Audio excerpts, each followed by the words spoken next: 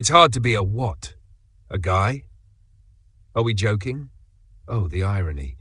In a world where men still dominate most major industries, run the top corporations, and hold the most influential political power, sure, being a guy might feel slightly challenging if your biggest struggle is figuring out which brand of whiskey is masculine enough for you.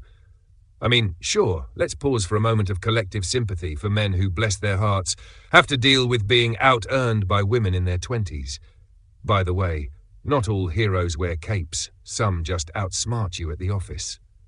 Let's not forget how utterly devastating it must be to lose the ability to walk around knowing society thinks you're the default hero, the protector, the provider.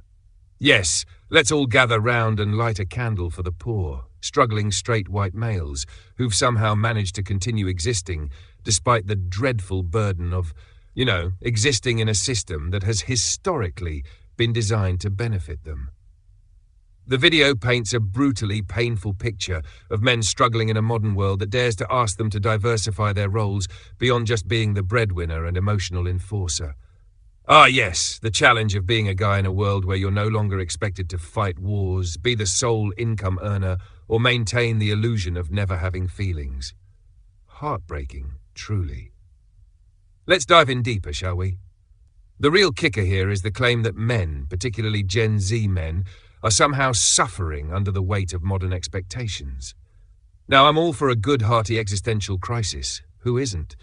But this feels less like a genuine call for help, and more like a preemptive whine about having to occasionally do something they don't really want to do. Take, for example, the idea that men are struggling to express themselves. Sure, it's tough to open up emotionally when you've spent the last few decades living in a world where your worth is primarily measured by how much you can bench press and how well you can pretend you don't cry at Marley and Me. But wait, modern society has actually made room for men to be more in touch with their feelings, to explore new hobbies, to show vulnerability. Sounds like a good deal, right? Nope, apparently not. Apparently, we're all supposed to feel bad for the poor guy who is now expected to share feelings or, God forbid, help with housework or childcare. It's tragic, really. Men, who are statistically still the ones holding the most power in almost every social structure, are now being asked to join the human race and not just be emotionally stunted robots. The horror. And the irony? Oh, it's dripping. You've got an entire generation of men who still get treated like royalty by the media, by the workplace, by family structures, but somehow their biggest hurdle is that women are gaining more voice and autonomy. That's the mountain they can't seem to climb. Oh, please. It's like being handed the keys to a Ferrari and complaining that the leather seats are a little too shiny. Let's not even get started on the feminism is the enemy trope. Men rejecting feminism because they think it's an attack on them is a bit like rejecting democracy because you think it's a plot to make you share your cake. But hey, let's keep going, shall we? There's a lot more to unpack in this whiny, irony-laden soap opera. You know, the kind of drama where the protagonist almost learns something important, but then immediately forgets because they got distracted by a shiny new piece of loot in their inventory. Now, Asmongold, bless his heart, seems to think the solution to all this is just be a man and do your thing. Which, sure, sounds good on paper, but let's break this down. What's doing your thing actually mean? Just existing? Because we can't all be living the dream of playing video games and ranting about Twitter for a living. Most men, and really most people, have to face the realities of the world, like paying rent, feeding themselves, and maybe contributing to the betterment of society. But as Mongold's answer? Don't worry, man. Just be you. Go do your thing.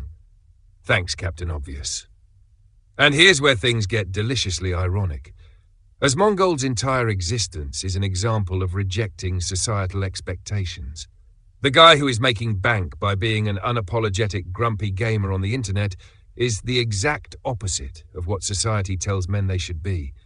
He doesn't need to be some heroic figure running around conquering dragons or building a Fortune 500 company.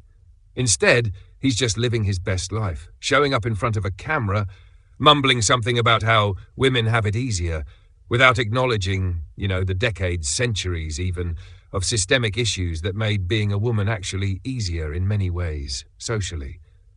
And yet, here's Asmongold telling men to just keep their heads down and power through. How about a little self-awareness, my dude? You've carved out an entire niche in the world where you don't have to deal with any of those pressures. You get to opt out of societal expectations entirely and somehow think this is the unvarnished truth everyone should be striving for? So many levels of irony here, it's practically a riddle. But wait, there's more. Because after going on about how the feminism movement just doesn't get it, Asmongold shifts gears and claims that men are the real oppressed ones in this whole debacle. Oh, sweetie. If we're handing out oppression medals, feminism would be gold, silver, and bronze. Men have their struggles, yes, and those deserve attention. No one's denying that.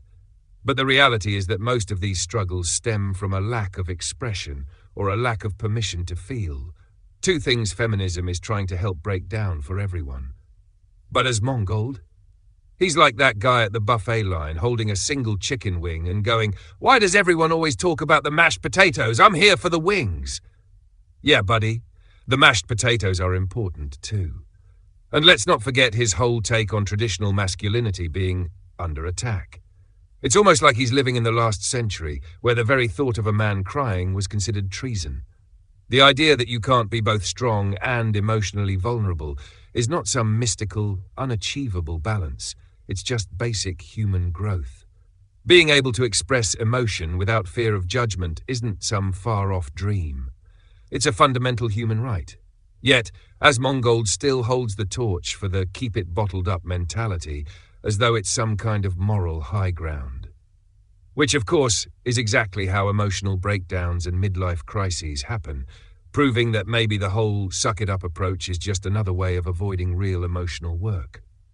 In a perfect world, Asmongold would be the first to admit, yeah, maybe I don't get everything about feminism, but I'm still learning, and it's important to try and understand it.